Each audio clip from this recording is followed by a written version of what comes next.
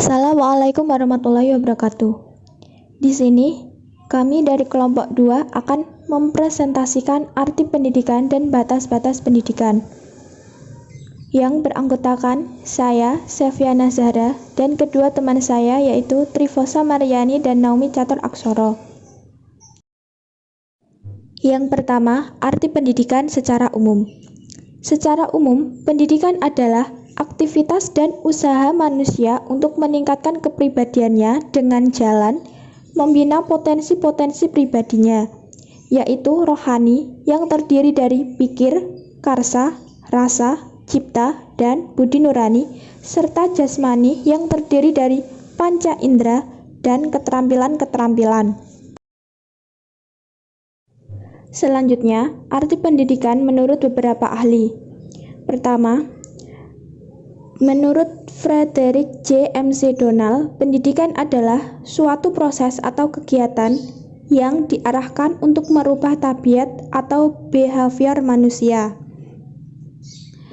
Kedua, menurut H. Hume, pendidikan adalah proses yang terus-menerus dari penyesuaian yang berkembang secara fisik dan mental yang sadar dan bebas kepada Tuhan. Yang ketiga, menurut J.J. Rousseau, pendidikan adalah pembekalan yang tidak ada pada saat anak-anak, akan tetapi dibutuhkan pada saat dewasa. Selanjutnya, menurut John Dewey, pendidikan adalah proses pembentukan kecakapan-kecakapan fundamental secara intelektual, emosional, ke arah alam dan sesama manusia. Sedangkan menurut M.J. Longfellow, pendidikan adalah usaha, pengaruh, perlindungan, dan bantuan yang diberikan kepada anak agar tertuju kepada kedewasaannya, atau lebih tepatnya, membantu anak agar cukup cakap melaksanakan tugas hidupnya sendiri.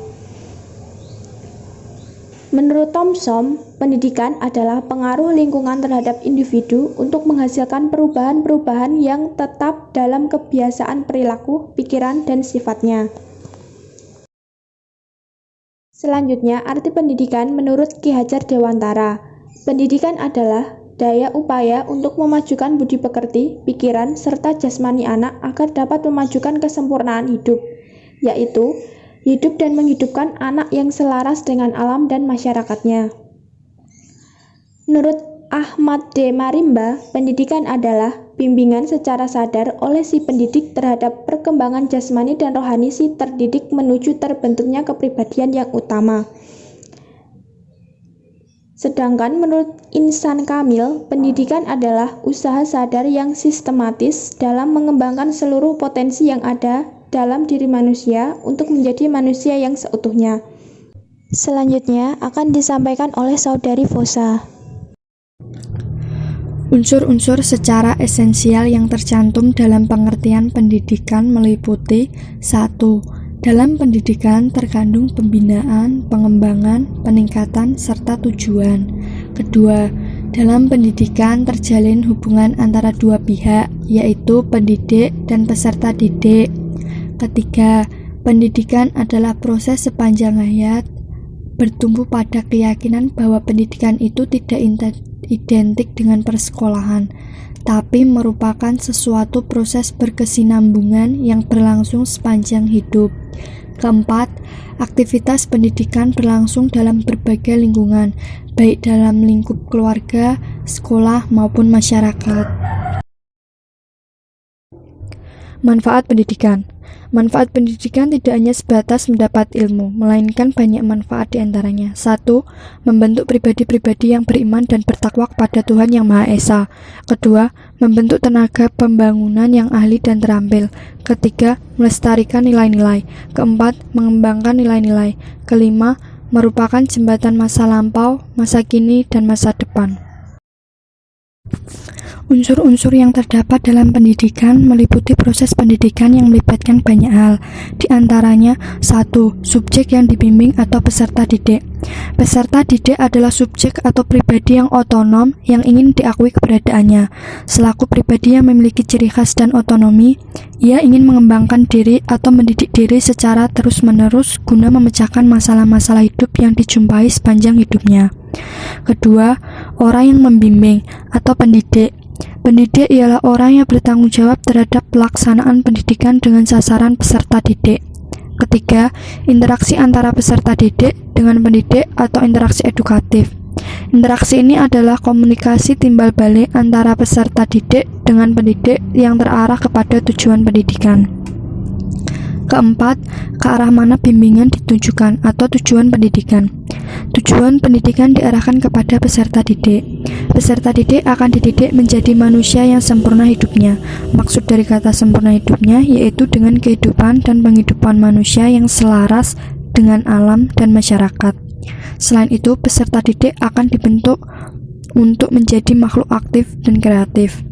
Kelima, pengaruh yang diberikan dalam bimbingan atau materi pendidikan. Dalam pendidikan, materi telah diramu dalam kurikulum yang akan disajikan sebagai sarana pencapaian tujuan. Materi ini meliputi materi inti maupun muatan lokal. Keenam, cara yang digunakan dalam bimbingan atau alat dan metode. Alat dan metode pendidikan merupakan dua sisi dari satu mata uang. Alat melihat jenisnya, sedangkan metode melihat efisiensi dan efektivitasnya. Ketujuh, tempat di mana peristiwa bimbingan berlangsung atau lingkungan pendidikan. Lingkungan pendidikan biasa disebut pusat pendidikan, yaitu bisa di keluarga, sekolah, dan masyarakat. Selanjutnya akan disampaikan oleh Mbak Naomi. Fungsi pendidikan. Fungsi pendidikan adalah menghilangkan segala sumber penderitaan rakyat dari kebodohan dan ketertinggalan. Sedangkan menurut UU SPN nomor 20 tahun 2003 menyatakan bahwa pendidikan nasional berfungsi mengembangkan kemampuan dan membentuk watak serta peradaban bangsa yang bermartabat dalam rangka mencerdaskan kehidupan bangsa. Batas-batas pendidikan. Batasan tentang pendidikan yang dibuat oleh para ahli beraneka ragam, dan kandungannya berbeda yang satu dari yang lain. Perbedaan tersebut mungkin karena orientasinya, konsep dasar yang digunakan, aspek yang menjadi tekanan, atau karena falsafah yang melandasinya. Berdasarkan Sutarman Tarjo tahun 2011. 1. Pendidikan sebagai proses transformasi budaya. Sebagai proses transformasi budaya, pendidikan diartikan sebagai kegiatan pewarisan budaya dari satu generasi ke generasi yang lain. 2. Pendidikan sebagai proses pembentukan pribadi. Sebagai proses pembentukan pribadi, pendidikan diartikan sebagai suatu kegiatan yang sistematik dan sistemik terarah kepada terbentuknya kepribadian peserta didik. 3. Pendidikan sebagai proses penyiapan warga negara.